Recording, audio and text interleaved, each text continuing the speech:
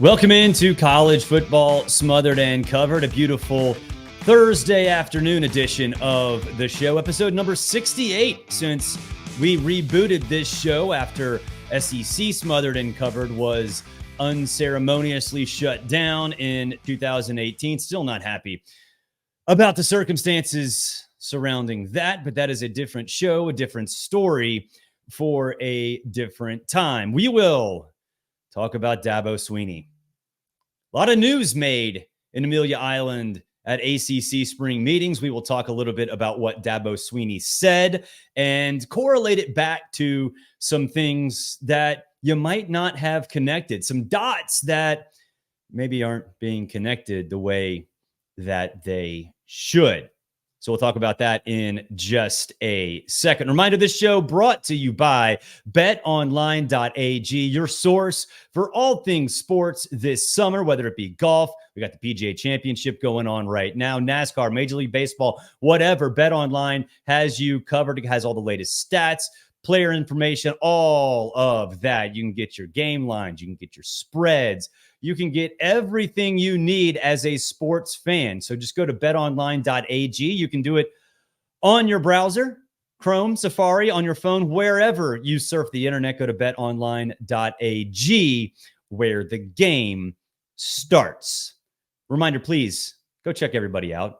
Go check out everybody on the Believe Network. Go check out everybody on 24/7, on 3, all that stuff. They do a great job. You deserve college football content 24/7, 365. And these guys all over the place provide a lot of that. So go do that. We are here for you in the new media world, and you should definitely take advantage of that, especially when people are just yelling about NBA playoffs and things like that. Okay, Dabo Swinney. I wrote this for Outkick.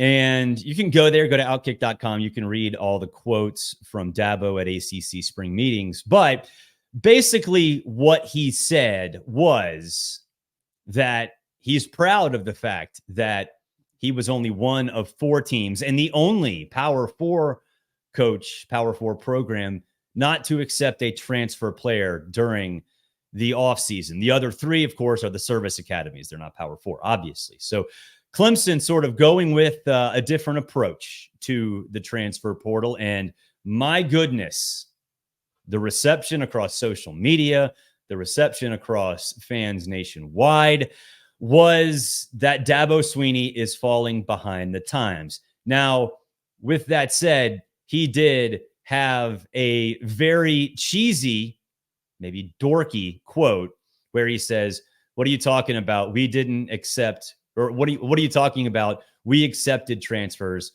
All of them were from high school. Now, that's a very, very nerdy quote. So he deserves to be ridiculed for that. Not very funny, poorly delivered, but that's okay. That's the only thing that he should be ridiculed for in this instance. This is not a surprise. Dabo has done this throughout the course of his career. He has paved a different path. And it has worked for him at Clemson, obviously with 2 national championships, double-digit win seasons for more than a decade. Last year, of course, that streak ended with a 9-win season. But Clemson has, generally speaking, approached things in a slightly different way. And that is okay. First, let's put that quote in context, in proper context. And you can go back to an episode from last week, and I steal a line from one of my favorite podcasters, Dan Bongino, says it's all about snapshots and sound bites. Snapshots and sound bites. That's a snapshot. That's a sound bite. That's a quote. Doesn't look good. There's no doubt. But what he specifically was talking about was the fact that he was pretty comfortable at center. At center. Now, yes, it evolved into a conversation about his methodology when it comes to the transfer portal. But it started because of one position. One position. Does that sound familiar? Oh, that's right. It's basically what Brian Kelly said. It's basically what Hugh Freeze said. Dabo Swinney further pulled back the curtain of what's going on in the college football transfer portal world, just as Brian Kelly did and just as Hugh Freeze did. And so for those of us on the outside, fans, media members, what have you, that's what we want. We want a glimpse into what's going on. So when we get a glimpse, we can't be pissed off that we got the glimpse. That's stupid. That is just raising hell in the media world just for e-clout. It's fine. And what Dabo said was what Brian Kelly said. Brian Kelly was talking about defensive linemen. And essentially what he said was that he didn't want to overpay for a defensive lineman when he thought he could develop his and be just fine. Because the defensive lineman market and the offensive lineman market were out of control this offseason. What position to center? What is that? Oh, that's the offensive line. What was Brian Kelly talking about? Defensive line. Oh, okay. Now we're starting to connect some dots that should be connected. And Hugh Freeze did the same thing. He talked about Peyton Thorne. He talked about the fact that he didn't go get $1 million quarterback because he thought he could develop Peyton Thorne to be what $1 million quarterback was this offseason in this market. So, and what's the problem? I'll tell you what the problem is. Those three men, Dabo Swinney, Hugh Freeze, Brian Kelly, they're lightning rods for criticism. They have been for a very long time. Dabo Swinney, I think in part because of religion, Hugh Freeze for obvious reasons, and Brian Kelly for what happened at Notre Dame. So what happens when all three of them have bad sound bites, give bad snapshots? Everybody piles on. Everybody piles on. That's lazy. Lazy. And is done just for e-clout. That's it. That's all this is. So I applaud Dabo Swinney for doing what he did. I love the fact that he peeled back the curtain and showed us, hey, you know what? This is what my idea is. This is how I want to build the program. No, I'm not going to bring in 30 transfers, 40 transfers like Deion. I'm going to do it my way. Deion did it his way. Now, he's a lightning rod for criticism too, but Deion did it his way. Dabo does it the other way, other end of the spectrum. But you know what's interesting? You know who bragged and pounded his chest and screamed from the top of a mountaintop how proud he was that he didn't accept a transfer during an offseason? Anybody? Anybody? Bueller? Anybody? Kirby Smart. Kirby Smart did that before the 2021 season. And what was he doing in January of 2022 in Indianapolis? He was hoisting this guy. See that thing that Dabo's hoisting? Yeah, Kirby was doing the same thing. National championship coaches, both of them. Both of them. And yes, the landscape of college football and the transfer portal and things like that, it's changed. There's no doubt it's changed since 2021. But Dabo has always done things a little bit differently. That's okay. That's how he built the program to what it was. Hey, reminder, guys, go to breakingt.com/smotheredandcovered. breakingt.com/smotheredandcovered. We're talking about Clemson today, and you can get this beautiful Clemson t-shirt. How about the Valley? If you're watching on YouTube or Rumble, you can see this because it's right there on your screen. If you're listening on Apple or Spotify, make sure you go check it out on YouTube, subscribe all over the place, share it with your friends, all that stuff. But you can get this shirt. Go to breakingt.com Clemson.com/smothered and covered. And it's not just Clemson. They've got shirts from essentially every college. Great stuff, whether it be traditional shirts like that, or if something goes viral, it pops up on Breaking Tea an hour later, whether it be college football, college basketball, Major League Baseball, a lot of Brave stuff. Everything is over there. Go to breakingtea.com/smothered and covered. We shouldn't be surprised that Dabo's doing things differently. That's how he built Clemson to what it was. Think about this. Double-digit wins for a decade, more than a decade, 11 years, 12 years, whatever it was. Last year was a 9-4 season. When 9-4 is the floor, and I think we all sort of look at Clemson and say, okay, yeah, that's about the floor for Clemson. I would love to hear an argument that it's not. Even if you don't think Dabo's doing it the right way, I would love to hear an argument about why it's not the floor. So Dabo built this thing in a way where it is sustainable. There's no question about that. That's etched in stone. But how did he do it? With that all-in family, right? He uses that phrase all in, and he has used it 15 years, probably 15 years, because he built it around a family. He built it about guys who wanted to be there, guys who wanted to stay there, guys who bought in to what he was selling. Let's take Deshaun Watson, for example. There was never any chance Deshaun Watson was going anywhere other than Clemson. I believe he committed to Clemson his sophomore year. Might have been early as his junior year, but he was committed to Dabo. He was not committed to Clemson. He was committed to Dabo. And that was the case for a lot of other guys during the first part of Clemson's run, right?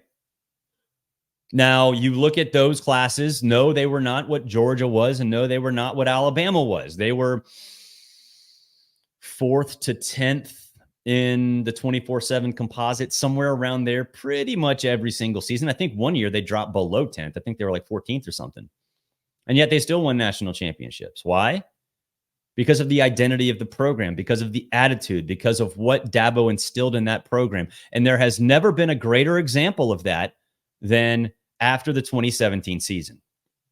And if you remember, that 2017 defensive line was loaded, and they could have gone anywhere. And that was actually after a pretty bad Clemson team still made the college football playoff, lost to Alabama in the Sugar Bowl, and then Alabama went on to beat Georgia in the national championship game. Kelly Bryant was there. That 2018 team could have lost everybody on that defensive line. But Christian Wilkins, Clelin Ferrell, and that crew decided to come back. We talk about this on the show all the time. Teams and players with that hashtag unfinished business mentality are the ones you need to look out for. Clemson that year in 2018, Georgia in 2021, Florida State last year. Those are the teams you need to look out for. That team set the tone for it. That defensive line set the tone for it. Because of Dabo. Because of the identity that he built. So no, to me, and I've kind of done a 180 on a lot of this stuff, right? I've gone kind of all over the place with my opinion on Dabo. Yes, he does need to adjust a little bit. And he even said this. He said in that quote, and again, snapshots and sound bites, in the quote from ACC spring meetings on Tuesday night, he said that he did try. He tried to find transfer players. This is not some sort of philosophy that exists. He admitted that, yes, he tried to go after a few guys, just like Brian Kelly did, and just like Hugh Freeze did. He didn't like them. He was content with what he had. That's fine. You get guys who want to be there.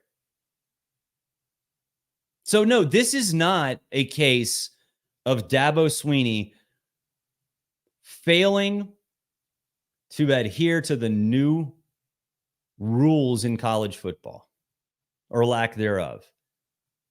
This is just a continuation of what he's done forever, of what he did to build that program into a national championship program. That's all it is. And I like Dabo. I've made no excuses. I've always liked him. A lot of people don't. And again, a lot of people don't like Hugh Freeze. A lot of people don't like Brian Kelly. A lot of people don't like Dabo Swinney. Why? Think you can think about what some of those guys do, especially Dabo and Hugh Freeze, from a faith standpoint, and you can start to connect some dots. I'm not saying this for everybody, but I'm saying this for a good bit of people in our world. And that's sad. That's sad. Because Dabo should not be criticized for that. And in fact, I think it's part of the identity of the program and how he builds it the way he has, with players who want to be there, with recruits who aren't just superstars, but still feel like they can buy enough. Sure, Dabo gets his studs. There's no doubt. There's no doubt. But he does it with personal relationships, more so than I think a lot of other coaches. Y'all need to chill out with the criticism of Dabo Swinney. What he said Tuesday night about not accepting transfers is not a case of him being reluctant to do so. It's the fact that he didn't see the upside when compared to what the dollar value was in the current market. That's all. It's exactly what Brian Kelly said, and it's exactly what Hugh Freeze said. Now, Brian Kelly didn't say it very well, and I don't think Dabo Swinney said it very well either. And that's why all the criticism, especially for both of those guys, is what it is. But we can't ask for coaches and players to peel back the curtain and then get pissed when they peel back the curtain. That's not fair to anybody. And it certainly doesn't do the sport any good. And I'm not talking about just media members. I'm talking about fans too. Chill out. It will be okay. It is fine. If coaches don't feel the market dictates that they should go out and get a player, that's fine. And in Dabo's case, he specifically was referencing a center. And so he was fine with the two that he has. And no, they may not be as good as whoever, player X with a high dollar figure. But if he's content, he's content.